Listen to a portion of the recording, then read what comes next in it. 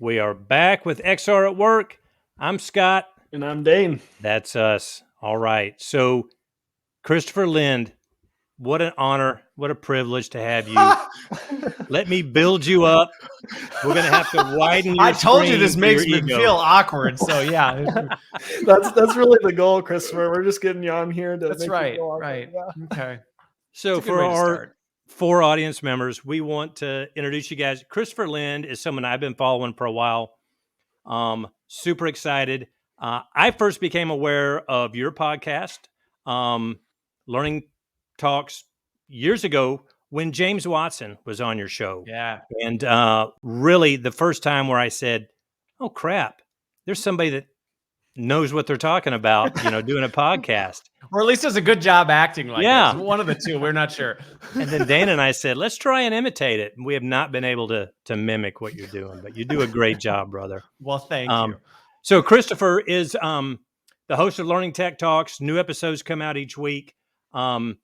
Really at the intersection of business and people and technology, and just in a great place. I think you're positioned in a really good spot. And you live in Wisconsin. Is that right? I do. I live in the western suburbs of Milwaukee at the perfect level where, I can get to a store if I need to, but also there's cow pastures just out the side, and we're on 2 acres. I'm like, this is my dream state. There you go. There you go. So the other thing I wanted to bring up, right, is that I've got 5 children. I thought I was some sort of rock star, but I'm like, Christopher Lind, you got 7 kids, right? I do. Yeah. All under one. Well, the oldest just turned 12 on Saturday. Wow. So yeah, terrific. it's busy. It's amazing. It's this quiet. I mean, really that's microphone tricks because Is that it's it? constant noise in the house. I just have a really good sound setup. Yeah. No, that's cool, man. That's kudos to you. Being a dad is the coolest. It really is. It's the best job I have. Yeah. I know when people ask me what I do, I'm like, well, I'm a husband and a dad. And I also happen to have like a thing that pays the bills. Yeah. And I cannot wait for them to leave the house. So let's jump into this because I having someone who's an expert in the use of immersive technologies for specifically about how frontline workers are trained and supported on the front lines. My big question starting off right is there really quantifiable value for XR in learning and development? I mean, we hear a lot of hype. We hear a lot of, guesswork going on. From your seat, how real is this, right? Is it really bringing the value that we hear it's bringing? So people get really frustrated with my answers on this sometimes because my answer is it depends. It really depends. And it depends on what you're doing with it. And what I've seen over the years is if you're grossly misusing it, then of course, no, you're not going to get any benefit out of it. And that's what I see a large majority of the time. People go, well, I'm using it and it's not doing anything. And I'm like, well, are you sure that's the technology's fault? Because it's just an enabler of what you were doing. To me, it's the same as saying, is enabling performance or helping people practice something, is that good for them? Who's going, no, I don't actually believe in that. And I think that's one of the things. To me, it's really fundamentally about how are you using it? If you're using it right, yes, I have seen it have significant positive impacts on things. But again, that if is the key. So what do you think allows people to effectively, use the tech? Like, what does good versus bad look like, that you've seen as far as implementation? Yeah. What are people doing wrong that you see out there? Yeah. So here's one of the biggest ones. We talk a lot about experience in our industry. We talk about experience, but a lot of what we're actually doing is education. And that to me is one of the biggest fundamental missteps I see when it comes to XR technology is it's like, how do we tell people things, but now we tell people things with really fancy technology. And to me, that's why do you need fancy technology to tell people things? We don't need that. If we need to enable them while they're doing something, if we want them to be able to practice in a safe environment or do something where they can actually get feedback on how did I actually perform that task, well, then that's a really good use of it. If you're saying we've got these really cool headset devices, maybe we can force them to consume our content in that. Well, then you're fundamentally missing the mark. Yeah, no, that's interesting because to your point, you're changing how people interact with their day-to-day job. And so disrupting their day-to-day just to insert a new piece of technology is not, it's not servicing your customer. It's just adding a new thing for them to learn and have to do. And a lot of times we do that because we're excited about it. And so we're like, wow, wouldn't it be great if we could get people to use this? And it's like, well, but really, who are we here to serve? Like, it's not about our agenda. It's about enabling performance in the workforce. One of the smartest things, Dr. Brian Laughlin, who Dane knows pretty well, has been on the podcast a couple of times. And one of the things that he says that really resonated with me, Christopher, is he said, oftentimes we are both the purveyors of and protectors from the same technology. Because if we let our customers, users, run rampant, right, they want the cool, shiny stuff and not the stuff that really is going to have the most impact on their day-to-day. Yeah. I mean, I think in some ways, looking in the mirror, sometimes we're also doing the same thing, right? I mean, I'm guilty of it myself. You go see something, you're like, that's awesome. Yeah. Now I've got a hammer. Where's some nails that I can start smashing? And it's like, whoa. And I think even sometimes for ourselves, we got to pull ourselves back and go, well, wait, what are we really trying to accomplish here? And is this the right medium to be doing this? And is it actually improving the experience? Is it reducing friction, or are we actually adding more friction to the system? So can we accurately recreate a frontline job simulation, from manufacturing in VR? Is the technology even believable enough yet? I mean, are we still in that weird kind of place where it's distracting? So I would say we're there from a state of, is it realistic? And at this point, my take on this, I was asked this the other day, and I said, listen, unless you're asking people to physically touch and actually sense or taste or smell things, unless that's part of it, we can effectively do that. Now, whether or not it's worth the investment in what it's going to take, well, that's a different question, because can you do it and should you do it are two different questions. But in terms of, is the technology at least at a point where you go, in theory, could we simulate this to a level at which it would be as effective or more effective than real life?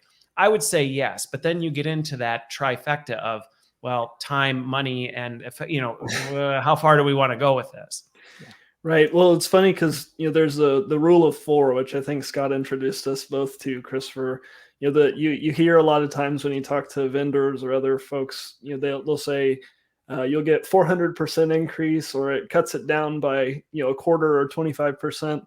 Like, is there anything to that, or do you think it's marketing mumbo jumbo? And does it is it different on a So here's the thing. Answer. Here's the thing. Well, and I get what they're getting at, which is they're trying to overcome this belief that it doesn't work. And so sometimes you end up using hyperbole to try and really shock and awe people and go, whoa, I better pay attention to this. Where I think it falls apart a bit is, and this is a question I get a lot, where I'll present things on, hey, here's something we're thinking of doing. And people go, well, how do you know that's going to work? And I go, what are you measuring now to know what you're doing is working? And it's just met with this like,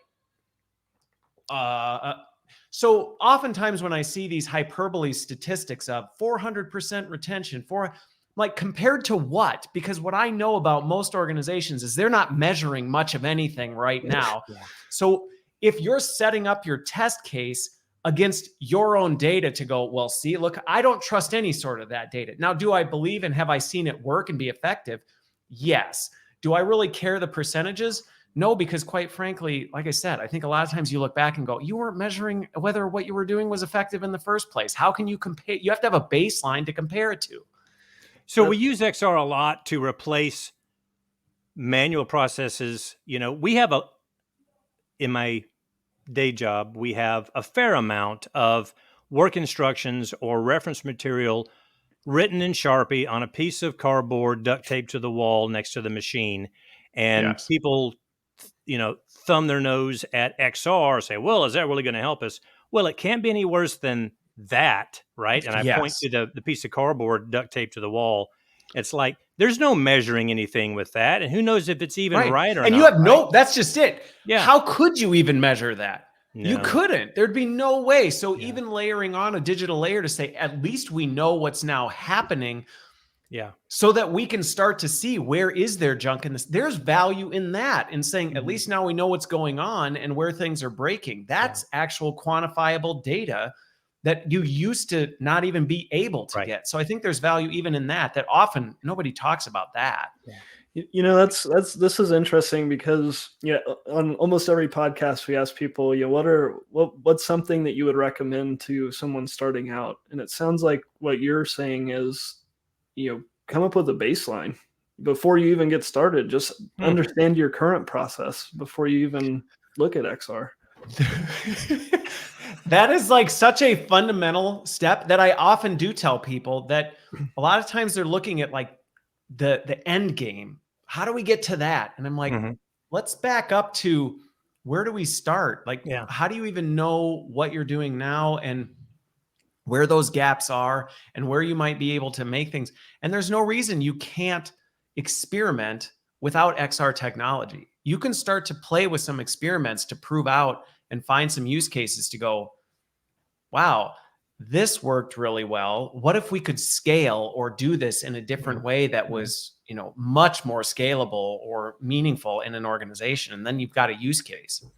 The first factory I went to, Christopher, years ago, they wanted me to, they said it's taken too long to repair machinery, right? We want to bring that time to repair down.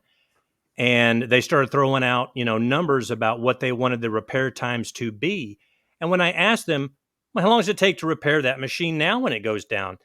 They couldn't tell me, right? And it's like, you're already going to call my shot and you can't even tell me, where you're at now with your existing stuff. Yeah. That's just it. And I think, to the other thing, sometimes we're trying to go end game instead of one good example of this. That was just a simple thing where we said, hey, wouldn't this prove out viability?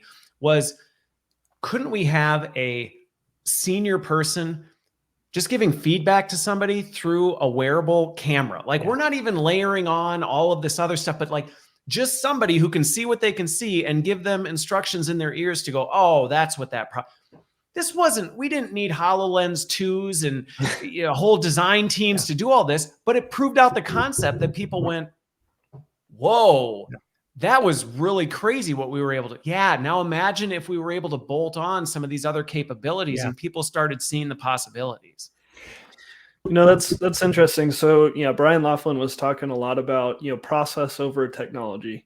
It's people, process, technology, not technology, in the first order. And so I'm interested in, when somebody comes to you and they say, hey, Christopher, I need help with my organization, what are the first 3 things that you ask them to do in order to address that? Yeah.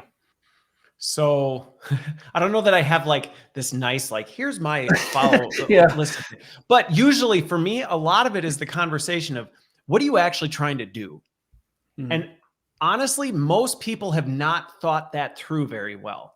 They think they have, but they're like, well, we're trying to, like you gave the example, Scott, we want to reduce repair time on this machine. Help me understand, what do you mean by that? Like, all the time, sometimes, is there a problem with how it's working now? Like, help me understand why this is a problem in the first place. And then digging into what's going on right now that you wish wasn't happening. Yeah. And again, a lot of times people haven't thought about that. They haven't thought like, well, that's a really good question. And then asking into like, why is that happening? Do you have any indication of it?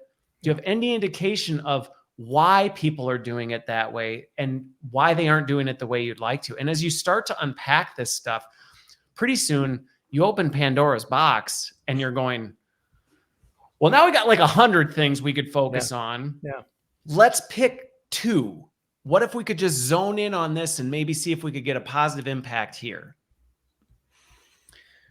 So one of the things that I think industry struggles with is we all, the XR teams are generally not, the companies we work for, XR is not the product, right? So you have a team of folks that is is focused on making an actual product that ends up being sold to the market. So when we go through and we say, wow, there's 100 things that we need to go and fix, how do we, let's say we have 2 of them, and then folks say, well, I'm so busy running my day job, how do I work myself out of that? Like, what's your answer to that conundrum that you run into with businesses? Is it like, you have to do this, there's not an option, or you just keep running the treadmill? Yeah, helping people understand that what you're trying to do is help reduce work, and that by investing in things, you're actually going to take work off that. If somebody that one of the 4 people listening, like you said, like if they have the answer to that, call me, because then Okay, I'd cool. love to hear what the magic bullet is, because I don't know what it is. It's different every time. Yeah. There's usually something going on underneath the surface, though, where it's one of those, you got to help people unpack, like, why are you a good example of this, like long time ago, over 10 years ago, we had something, I was in higher ed, and it was one of these situations where somebody came and said, the way our admissions counselors do tours is broken. We need to fix it. We need training. And I'm like, okay, like, what do you mean by that? And we actually found out there really was no consistent process for doing a tour. So it's like, okay, well, maybe we should try and define that. And as we started getting into that, what we realized was there was too much information for somebody to have to remember. And it was really clunky because each student had a different request. And so we actually used little scannable hotspots throughout the campus that was like, well, then let's just put these things and make sure people know where they are. Then they can follow the process. But then based on what the student wants, they can get the information they need in that moment and then just go with it. But we're not going to mandate they have to do. So it never even started as an XR project, but it ended up turning into an augmented reality project that got fully funded. And people were like, this is brilliant. And it was like, well, but that's how we worked through it. It's interesting that I use this analogy as well, this example as well, Christopher, where you've got kids like I've got kids, and the deal at Disney where you go through and they have the little scannable, scavenger hunt, you got the wand and you wave it or whatever. And people love this stuff, man, finding places and scanning it and getting augmented reality, information. And we do the same sort of thing in our factories, right? Scan a QR code or scan the, some points on the beginning of a machine and get the procedures for how to start up, run, stop, lock out this machine. And I think we're all still, 6 years old at heart, and we get all jazzed when we move our phone or tablet over something and we get information, right? And why not translate that to the factory, Right. Well, and if you think if it makes sense. If it makes sense, but it all goes back to we're actually, and what we don't see under the surface ties to kind of the human psychology behind it, is you're allowing people a personalized experience, because you're saying, you know what you're trying to do, rather than us trying to force you through it. We're going to make things available to you so that you can get them when you need it. And if you don't need it, that's fine, type of a thing. So we're kind of tapping into this. We're empowering you in ways that, we didn't really plan on, but it's a happy accident as an outcome. So do you feel like sometimes you end up being more of a group therapy session facilitator than a solution provider? I mean, to some degree, but isn't that, to me, that's the business that I got into. The reason I originally was going to be a computer programmer, and I thought computers were boring. They were too predictable. It's like ones and zeros. It's always the same. People are fascinating. You never get the same outcome twice. You're like, wow, like I could have swore this is what was going to happen. And then I tried it and it didn't work this time. And so you're constantly problem solving. So in some ways it is. I know Dan and I get this a lot, where people want me to have one device, one piece of software that solves every problem in every factory for every worker. And it's like, guys, it doesn't exist, and likely will never exist, right? The stuff that we get asked or expected because they saw an Iron Man movie, they think we can go do it, right? So. Well, and it's funny because I've run into that all the time, and I ask the question back. I go, what if I told you on your iPhone you could only have one app? And like almost immediately people are like, oh, that'd be awful. And I'm like, why would it be awful? What if I could tell you could have one app and you have to do everything? You have to do your shopping on it. You have to look up math. You have to do all of it through one app. How would you feel? And they're like, that's a terrible experience. I'm like, yet you're asking me to do that for our employees. is jam everything into it. Now, can I get behind a single pane of glass? Sure. Yeah. Fine. That I can work towards, but don't try and ask me to make a Franken device that is literally just a Franken app that is an atrocity. Mm-hmm. You know, it's interesting. One of the things we're talking about here is gamification, right? Like that's what Disney does, and it drives people to use it. What is your perspective from an L&D, guru's perspective on gamification? Because I see the bonus, and I see also areas where people might go awry. This, like many things, to me comes back to a fundamental misunderstanding of what that actually means and what you're trying to accomplish. So I spent a good chunk of time studying game theory and gamification, and there's some real science behind it. And unfortunately, when you try and take something that's scientific and based in human psychology and whip it out like, I know, let's throw a leaderboard on things, that's going to make people try and do things. And you don't really think about what were you trying to do as part of that. So a good example of this, I remember there was a time people were like, we need a leaderboard because leaderboards make people do things. And I said, do you really want to incentivize behavior where people are meaninglessly chasing stuff down to get to the top of a leaderboard and not working, but just doing whatever it takes to get points to stay at the top? Because that's the kind of behavior you're trying to incent. Well, gosh, we don't want that. Exactly. So like, what are we really trying to do? Are there certain times that game design and game elements can be used brilliantly? Absolutely. But you really have to ask yourself, like, what kind of behavior are we trying to drive? And then how does the mechanics of this game tie into that? And if you can answer those questions, then it's worth saying, okay, I think that, but you also have to ask, but what is the potential fallout? And like that leaderboard example, once people saw the fallout, they're like, oh no, kill the leaderboard. I'm like, well, yeah, that's exactly right. Yeah, that's an interesting point. There's always trade-offs in implementing technology. And I don't know, a lot of times when we talk about technology, we only talk about the whiz bang and, the good that it does, but you don't think about, 3 years down the line, do you completely change the culture from kind of an altruistic culture to, something that's focused on a leaderboard, or, what are the second and third order effects? So I think that's a really interesting, point. So when in places where you do implement gamification, is it just kind of plan, do, check, act kind of thing, where how do you make sure that you're not going down the wrong road, I guess, over time? Yeah. So one thing that I want to highlight though, that you said that I think is really important is thinking through the unintended consequences is a really important part of this. So even just look at the research of what GPS has done. It's actually made people dumber when it comes to navigation. I tease my wife about this, but like, she doesn't know how to get to the grocery store because she's so used to like this. And it's like, is that necessarily bad? No, but have you considered that as a possible outcome? Mm-hmm. And I think that's one of the things we have to be really careful of. So now I forgot your question on gamification. No. Well, so it's funny. You mentioned the GPS thing. And on the flip side, it's also like, I'm not nearly as good of a blacksmith as like a Celtic lord would be, back in the 1800s. Yes. So like, but I never would use blacksmithing. And so, it doesn't actually matter. And so I wonder too, as we move through, history, like what are the skill sets that really don't matter, that you can offload to technology without being like a core human. Well, and I think this is where we do a really bad job deconstructing work and human behavior. We just put it in a box and we say, here, let's automate this without going, well, wait a minute. There's a whole lot more going on to this under the surface. And maybe we need to deconstruct that a bit and say, like realistically, does anybody need to have cartography skills in 2023? Right. No. But are there elements of recognizing, knowing how to navigate, being able to problem solve if you run into certain situations?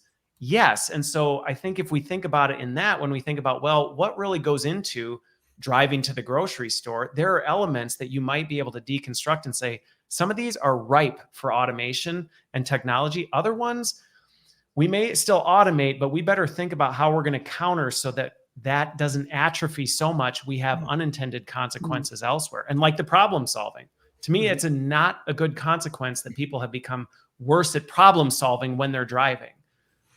So how do we account for that? Yeah, wow, that's super interesting. Like I think about this with alarms, right? Like at work, if you have to get alarmed to know that something's wrong, then if the alarm doesn't work, Yeah. what happens, right? And Well, and so, that's the fallout of gamification wrong. If you yep, incentivize everything, you actually create a Pavlov's kind of trigger where it becomes, well, now I don't do anything unless I get a reward. Yeah. And you got to think carefully about that, because do you really want people to only do things because they're incentivized by it? Or do you want to incentivize the right things that nudge people in the right direction and change behavior in the right way that then can sustain itself beyond the nudges? So, Christopher, let me ask you this. This is something that I love your take on.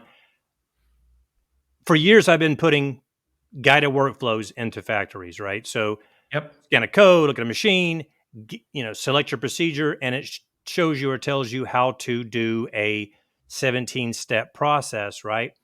But I've known in my heart for years that there needs to be a version of that for veteran workers that just forgot the setting in step 8 versus new workers that need to be enforced to go through all the steps, right, to get to the end. Kind of, what's your take on this? How am I onto something there, or I just dream Yeah, this up? no. Is it tailoring the solutions for different levels of skill? So this is where I actually had a conversation with a company called Augmenteer 2 weeks ago on my podcast that's Yeah. really specializing in the connected worker in industrial environments. And this is where, right, this is where we take the red pill. Okay. Because what it's doing, and this is where things are going, is it's actually grabbing data from multiple sources. Who is the person? How long have they been on the shop floor? How long has it been since they've done this activity? Mm-hmm. What are their certifications? When have they expired? Who else is available on the floor at the same time? We're now, and this goes back to why technology is exciting and terrifying, is we're creating all of this data that AI can then start to look at and adapt based on what people are doing and say, okay, well, if Scott just performed this task last week and he's performed it 100 times in the last month with no errors, I probably don't need to force him through the whole thing. But if this is Dane, who just came off of paternity leave, he hasn't done this and his certification is about to expire, and the last time he did it, there was an error, I'm actually going to say, you need to follow this process specifically.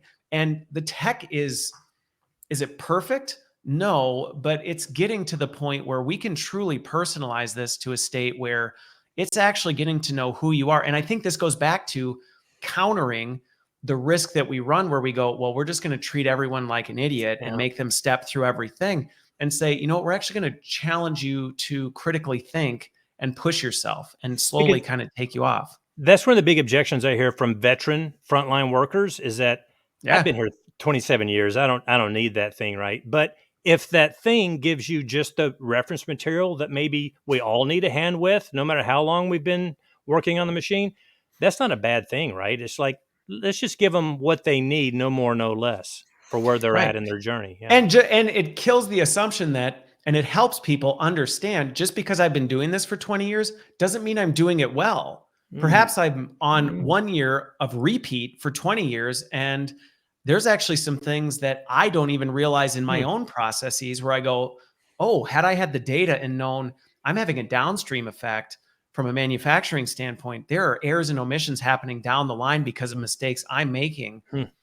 Maybe I actually do need support, but now it's based on data instead of, oh yeah, my manager's really on my case. Like, well, it's actually helping inform that in meaningful ways. Yeah. One thing that, like, as you're talking, I agree with what you're saying. I'm like, the architect side of me starts to creep in, and I'm like, oh Lord, like this is so much work. Told you we were taking the red pill.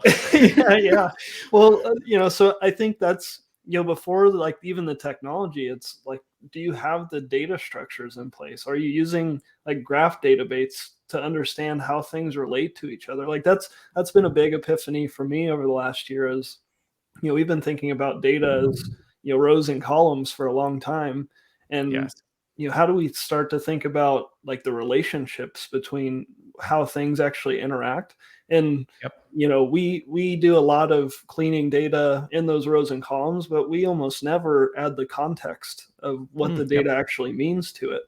And so that's a it's like, even before you get to the technology piece, it's like, do you have the data structure in place to even be able to handle, understanding if somebody has the right certification and the context of when they took the time off and the last time they did it, and all these different things. And I think that's maybe a bigger challenge that a lot of folks run into in this space. They do. Yeah, they do. I think the good news is this is where, again, I sometimes people think my solution to everything is technology, and it's not. But this is where some of the machine learning is actually helping with this, because the reality is it's better and faster at finding patterns and correlations. Now, that doesn't mean there's no point or value in a Dane looking at that, but the AI can much more quickly analyze this seemingly disparate data and go, I'm seeing this kind of pattern. Is there something to this? And then giving you the critical thinking to go, well, holy crap, you're right. That is a pattern type of a thing. And that's where I see the role of people and machines playing very well together. It's funny because I'm going to take us down the Chat GPT rabbit hole briefly, because I know Scott. What? Hates it when I blow it up with Chat GPT. But I was going to bring Chat GPT up. Okay, cool. Well, so one of the conversations I was having the other day that I thought was really interesting is it was this kind of pie in the sky discussion around like realistic avatars, right? And I was thinking to myself, like, what's the value of having a really hyper realistic avatar versus like a Teams meeting or this that we're doing right now? And then I was thinking about AI. If you think about it, like, that could be the best UI for the average person in a population, is to just, instead of having to go and sign up for your Chat GPT account, you just interact with another person, that with a chat bot behind it, kind of thing. Yeah. And so I think that's an interesting, they talk about Chat GPT went from 0 to 100 million users or whatever in like 90 days. Right. Yeah. And I just wonder if that's the next iteration of this, is some more human interface than even typing into like a search bar, and instead you just kind of ask your friend, your AI friend tells you whatever information. No, and I think that's where a lot of the noise. What's funny is a lot of people talk about this like it's a new thing, and I mean, I've been playing with generative AI for close to a decade, so it was one of those things where it's like, where did you think all this NLU and NLP was going? Like, this is exactly where it was going, type of a thing. But I think, to your point, right now, a lot of the focus is on content generation. Oh, isn't it great? You can ask it to write you a marketing post and it'll do it for you. And it's like, in a poem. No, it does it like at best, like a 7th grader type of a thing. But to your point of being able to identify everything that's going on, all these disparate data sources, and allowing you a human type interaction to say, I'm trying to figure this out. Can you scour this and give me the best thing? But I think sometimes people freak out because they're like, well, does that mean we don't need people? And it's like, no, because it's still just collecting what's there.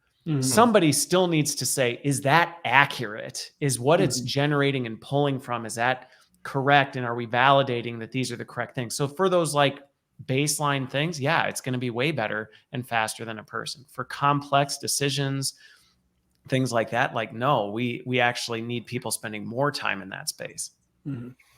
So for emerging tech, right, next few years, where do you hope we go and where do you hope we don't go? I mean, I hope to see us continue. I feel like the hardware right now is in like the late 90s Pentium space, where it's like, where is it going? And like, what are we doing? And it's emerging and morphing. And are we going to have 2 hardware? And it's kind of weird and quirky and bulky. And so I think, back to the early cell phones. I remember the early cell phones. People were like, this is never going to go anywhere. And it's like, well, had it stayed with the old Motorola thing, no, it wouldn't have gone anywhere. But as the tech evolved and it became much more accessible, I hope to see a continued consolidation and merging of this so that we can start to connect even things like, wearables to things that start to give us more data that then can feed into things. What I think the concern that I have, that I hope we don't go down a path, is this idea that like this solves everything. And that's, I think, one of the things where we have a bad habit of doing this. And going back to what we said before, we don't think of what are the possible negative outcomes of this. I mean, if you ever watch the social media thing on Netflix, everybody talked about, like, nobody thought adding a like button would lead to like a ridiculous increase in suicides and depression. Yeah. And I think that's where, as I think about XR technology, it's like, let's try and figure out what those things are before they hit us 10 years down the road and we're going, shoot, like, how did we miss that one? Yeah, well, so that's an interesting one too, because a lot of the marketing information that you see around like augmented reality. I don't know if you've seen the one of the guy on the bus, and it's like there's stuff everywhere. There's arrows pointing and things are flashing at you, and I'm like, are we just going to get to a place where like information overload and overstimulation? We're just going to be numb to any kind of external stimuli, right? And so, or the other one that I see is us forgetting that there is a distinct difference between interacting like this with other people and interacting with a machine, and recognizing that, how do we make sure people don't, I mean, we've got a lot of lonely people out there who are struggling, and can AI be extremely helpful to that? Yeah, in many regards, but we also need to make sure we're balancing that with, right, but it's not a replacement. So how do we make sure we're balancing that well, so we don't end up with some cataclysmic psychological fallout we never saw coming? The phrase that's been floating around is, that our solutions today create our problems for tomorrow, and I like being where I'm at. You guys probably do too. As we sit here in 2023, someday my grandkids can say, yeah, my dad worked, back in, whatever in the 21st century on, VR technology. And it's like, what? It's like, so ancient, back in 2023. So I'm glad I'm here where I'm at, man. I've been able to be a part of the dawning of the internet and now, handheld devices and immersive technology. What a great time to be in this business. Yeah. I agree. A lot of potential. Yeah. So I've told you this before, Christopher, Dan and I started XR at work because we wanted to foster a community where other XR practitioners can get guidance, advice, feedback, suggestions about how to get going in this technology in enterprise, in their jobs. And so, I would ask you, the final question I would have is, for those men and women who are just starting out in technology, they've been asked to go put XR or immersive tech in some form or fashion into their companies. What sort of advice would you give them? What would you like to tell a younger you or a younger Dane or a younger Scott, just starting off? Yeah, I'll reiterate some of the things I said earlier, which, I have, I tend to very much be a jump and then like look back later and be like, oops, type of a thing. And I've gotten better at it with the size of my family. I have to. But I think that's one of the things where, earlier in my career, when there was a cool, unique thing, I would just dive headfirst into it. And I think there's some real value to not being afraid to experiment. So that's where I caveat this, that people don't go, so you're saying don't experiment. No, absolutely. I have an incubator that I run all the time where it's like, let's just try it. Like, it doesn't mean we're going to invest. But I think I used to go big on things before I really knew, is there viability here? And some things that have made me very unpopular, at least in the short term with business stakeholders, is I always walk them back from solutions. So if somebody came to me today and said, we need to implement XR technology, I would say, I want you to stop right where you are and take the words implement XR technology out of this conversation. And let's get back to, what are you really trying to do here? And sometimes people get really mad at you for that, because they're like, I already have the answer and I know that's what we need to do. And then I just play dumb and go, well, but I don't. So bring me up to speed, and then I can help you understand how to do that well. It's good advice, man. It's good advice. Dane, what else do we want to know from our expert friend here before we wrap it up, buddy? No, I'm sorry. He's never going to talk to us again after this, so we got to get it out now. I was going to say, Christopher left us speechless there for a second. That was my mic drop. I literally just dropped it. No, I mean, I think all the things that you called out, like what's emerged to me as a theme for this episode is that there's dichotomies everywhere, right? It's like you want to jump in and you want to move fast and break things, but you also don't want to jump in too early and move fast and break things, or you don't want to like go too big on, once you've broken it and fixed it, you don't want to go too big until you figure it out. And so that I think is the hardest part of our jobs, is having those discussions with people. Is, we're all walking a tightrope all the time. And we as people do not handle ambiguity well. No. We do not. Everybody wants the solution. Well, just tell me the answer. And it's like, maybe the answer is we need to just keep experimenting with this. And people are like, tell me what to do. And people really struggle with that. But to me, that's encouraging, because that's what separates us from the machines, right? So this fear of, well, are the machines coming for us? They can't have that conversation. Right. Only we can. Well, and that's a dichotomy in and of itself too, because you have people who say, well, I don't have time to do all the work that I have. And then you say, well, okay, we're going to replace this by automating it or whatever. And then they say, well, it's taking my job. Right. Yeah. And so there's all these dichotomies that we're working through on like a day-to-day basis. And so, yes, we appreciate you taking the time to talk with us today and helping us walk that tightrope. And hopefully, in the future, we'll have opportunities to have you back on, or anything that we can do to help support the work that you're doing as well. We would love to do that. We just threw your link up there, so if you guys want to go and see Christopher's work outside of the discussion that we had today, go check it out. And like I said, it's been an awesome conversation. I'm gonna have a lot to think about. Yeah. This is fun. And I'm happy. I could have these conversations all day, every day. So you just let me know. We'll I'll do it again, man. Be careful what you say there, Christopher. Yeah. You call me back early. You can pick whichever one of us you like the best and have us on your podcast. We'll just let you decide that and see how it turns out. Sounds like a plan. Good. Oh, now there's competition. This is gamification there you go. Gamification at its core. But, I went on that leaderboard. All right, good. Good to meet you, buddy. Good luck with your family, and keep up the good work. We're keeping an eye on you, and we love having you in the community. And thanks for everything you're doing to help keep it real with folks in manufacturing. So we appreciate it. Well, you know what? It's an important segment of the population that doesn't get enough attention. So that's right. I'm always happy to do what I can to help keep it moving. Great. Thanks a lot. We'll see you again.